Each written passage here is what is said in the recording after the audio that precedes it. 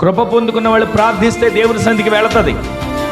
కృప పొందుకున్న వాళ్ళు ఆరాధిస్తే అందరూ ఆత్మచేత నింపబడతారు. కృప పొందుకున్నవారు పాట పాడినా ఒక్కొక్కరి జీవితాలు వెలిగించబడతాయి. ఒక్క పాట అండి నా జీవితాన్ని మార్చింది. లోకంలో ఉన్నటువంటి నా బ్రతుకులు మార్చింది ఒకే ఒక్క పాట. ఈ రోజున ఒక్క పాట ద్వారా బ్రతుకులు మారతాయి. ఒక్క ఆరాధన ద్వారా అప్పటి వరకు అభిషేకం లేకుండా నిస్సహాయ స్థితిలో ఉన్న అభిషేకం చేత నింపబడతారు. ఈ రోజున ఈ మాటలు వింటున్న మీరు ఏదో దేవుని సన్నిధికి వచ్చాం, అందరిలాగా ప్రార్థించుకున్నాం, అందరిలాగా కానుక వేసుకున్నాం, అందరిలాగా కనబడి వెళ్ళిపోయాం కాదు.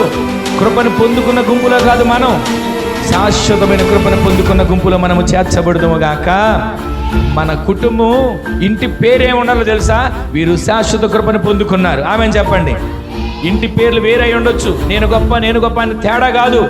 మనమందరము కూడా దేవుని సందులో శాశ్వత కృపను పొందుకున్న శాశ్వత కృప కలిగిన వ్యక్తులుగా, కుటుంబాలుగా, సంఘముగా మార్చబడే ధన్యత దేవుడు అనుగ్రహించునుగాక.